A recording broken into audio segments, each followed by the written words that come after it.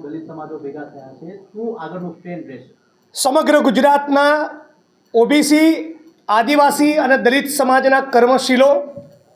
અને જાહેર જીવનના અગ્રણીઓ મહીસાગર જિલ્લા કલેક્ટર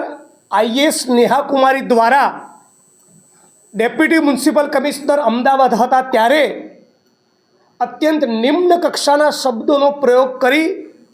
ઓબીસી સમાજની, માલધારી સમાજની બહેનોને ઘરમાં ઘૂસીને જે પ્રમાણેની મારી હતી, જે પ્રમાણે 23 ઓક્ટોબરના રોજ મહીસાગર કલેક્ટર કચેરીના તાલુકા સ્વાગત કાર્યક્રમના મંચ ઉપરથી 90% આદિવાસી અને દલિત સમાજના લોકો એટ્રોસિટીઝના અત્યાચારના કેસ બ્લેકમેલિંગ માટે કરે છે નિવેદન કર્યા અને 29 વર્ષના દલિત યુવાન વિજય પરમારને चप्पल से मार खाने के लायक है हरामी साला बास्टर्ड જેવા અત્યંત ગંદા શબ્દોનો પ્રયોગ કર્યો અને આ શબ્દ પ્રયોગ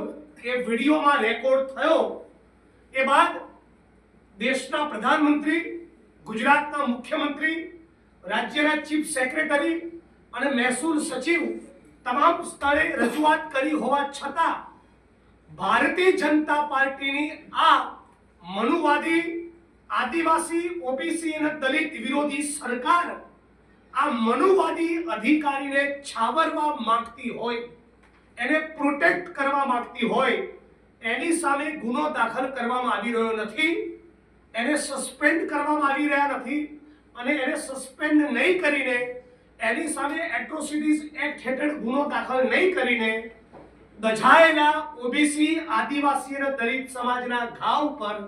આ સરકાર મીઠું ભભરાવવાનું કામ કરી રહી છે. આના કારણે સમગ્ર ગુજરાતના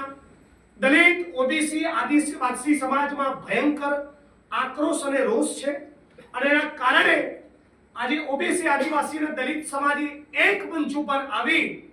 રાજકીય અને બિન રાજકીય બંને રીતે એક ઉગ્ર આંદોલનની જાહેરાત કરી છે અને એ આંદોલનના ભાગરૂપે 22 તારીખે શુક્રવારના દિવસે સવારે 11 થી બપોરના 2 દરમિયાન સમગ્ર ગુજરાતના 250 થી વધારે તાલુકામાં અને રાજ્યના દરેક શહેરમાં 0 નંબરથી આ આઈએસ નેહા કુમારીની સામે ગુનો દાખલ કરવાની માંગણી સાથે પોલીસ ફરિયાદો કરવામાં આવશે. સમગ્ર ગુજરાતના ઓબીસી, આદિવાસી અને દલિત સમાજ દ્વારા 22 તારીખ શુક્રવારે 11 થી 2 દરમિયાન આઈએસ નેહા કુમારીની સામે એફઆઈઆર લોન્ચ કરી એની ધરપકડ કરવામાં આવે એ માટેની લેખિત ફરિયાદો આપવામાં આવશે, મામલતદારને આવેદનપત્ર આપવામાં આવશે અને ત્યારબાદ સમગ્ર ગુજરાતના દરેકે દરેક જિલ્લાના દરેકે દરેક તાલુકામાં અને શહેરના દરેક મોહલ્લામાં 6 ડિસેમ્બર ડોક્ટર બાબા સાહેબ આંબેડકરના નિર્માણ દિવસ નિમિત્તે નેહા કુમારીને સસ્પેન્ડ કરો, એટ્રોસિટી એક્ટ હેઠળ એની સામે ગુનો દાખલ કરી ધરપકડ કરી અને જેલમાં નાખો, આવી માંગણી સામે સમગ્ર ગુજરાતનો આદિવાસી, ઓબીસી અને દલિત સમાજ લડવાનો છે. આપ સૌ મીડિયાના માધ્યમથી રાજ્યની સરકારને અમે બધા જ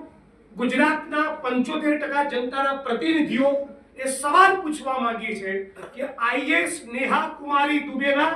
આ જાતિવાદી સ્ટેટમેન્ટથી તમે સહમત છો? શા માટે તમે આ જાતિવાદી અધિકારીને પ્રોટેક્ટ કરી રહ્યા છો? શા માટે તમે હજી એની સામે ગુનો દાખલ કરતા નથી? એટલે આ માંગણીને લઈને 6 ડિસેમ્બરના રોજ અમે બહુ જ પ્રચંડ તાકાત સાથે મહીસાગર અને સમગ્ર ગુજરાતના 33 જિલ્લામાં પ્રોટેસ્ટનું આયોજન કરવાના છીએ અને આ પ્રોટેસ્ટમાં તમામ રાજકીય પક્ષના લોકોને પણ આમંત્રણ આપવાના છીએ, પણ ખાસ કરીને વિપક્ષના 12 સાંસદો અને ધારાસભ્યો આ પ્રોટેસ્ટમાં ગુજરાત અને ગુજરાત બહારથી જોડાશે અને સમગ્ર દેશની જનતા સમક્ષ ભારતીય જનતા પાર્ટી કઈ રીતે આદિવાસી, ઓબીસી, દલિત વિરોધી અધિકારીઓને પ્રોટેક્ટ કરે છે એમનો આ જાતિવાદી, મનુવાદી ચહેરો પણ ઉજાગર કરવામાં આવશે. આટલી જાહેરાત પ્રેસ કોન્ફરન્સના માધ્યમથી કરીએ છીએ.